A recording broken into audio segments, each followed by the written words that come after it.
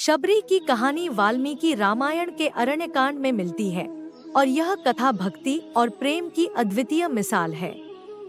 माता शबरी की कहानी सुनने से पहले आप लोगों ने हमारे चैनल प्रकाश की कहानियां को सब्सक्राइब नहीं किया तो कर ले। सब्सक्राइब करने के लिए नीचे दिए गए घंटे की बेल आइकन को दबाएं।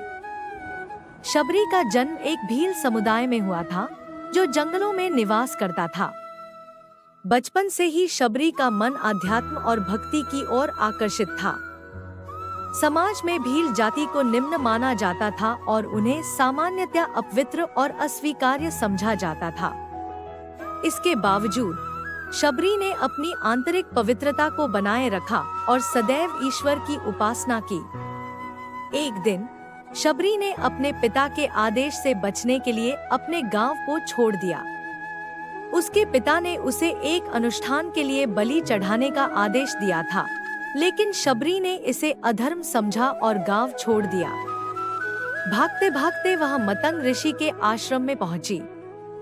मतंग ऋषि, जो महान तपस्वी और विद्वान थे, उन्होंने शबरी के विनम्र और भक्तिपूर्ण स्वभाव को देखा और उसे अपने आश्रम में शरण दी। शबरी ने मतंग ऋषि को अपना गुरु मान लिया और उनके निर्देशन में तपस्या करने लगी। शबरी ने अपने जीवन को भगवान राम की भक्ति में समर्पित कर दिया। उसने आश्रम की देखभाल की और अपने गुरु की सेवा में हर समय तत्पर रही।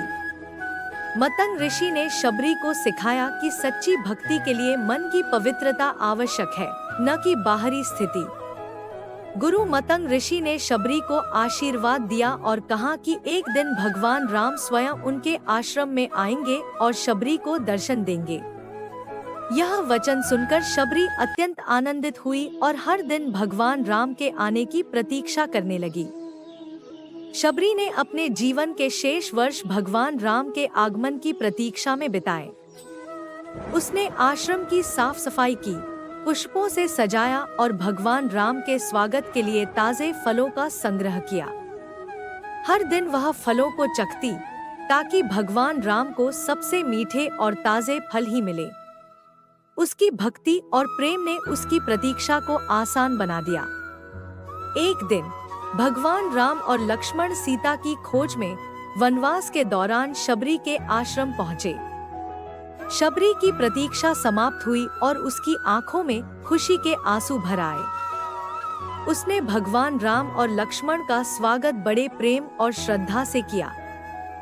शबरी ने उन्हें अपने तपस्या का फल और भक्ति का प्रसाद अर्पित किया। भगवान राम ने शबरी के प्रेम और भक्ति को सराहा।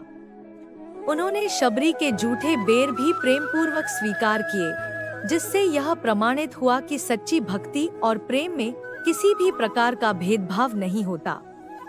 भगवान राम ने शबरी से पूछा कि वह उन्हें किस प्रकार सेवा कर सकती है। शबरी ने उत्तर दिया कि उनकी जीवन भर की तपस्या और प्रतीक्षा का फल उन्हें मिल गया है और अब उनके जीवन का उद्देश्य पूरा हो गया है।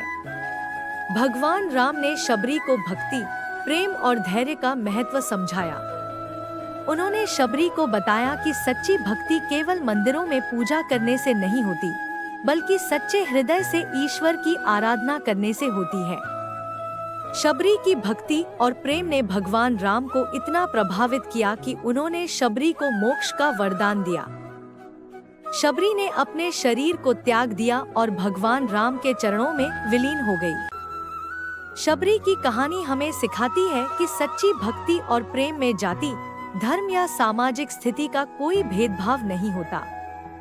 शबरी ने अपने जीवन को भगवान राम की भक्ति में समर्पित किया और उसकी प्रतीक्षा, प्रेम और भक्ति ने उसे भगवान के दर्शन कराए। यह कथा हमें प्रेरणा देती है कि सच्चे हृदय से की गई भक्ति और प्रेम से हम अपने आराध्य को प्राप्त कर सकते हैं। दोस्तों, आप लोगों को हमारी ये कहानी अच्छी लगी तो लाइक करें, कमेंट करें और चैनल को सब्सक्राइब करें। फिर मिलते हैं एक नई कहानी में। धन्यवाद।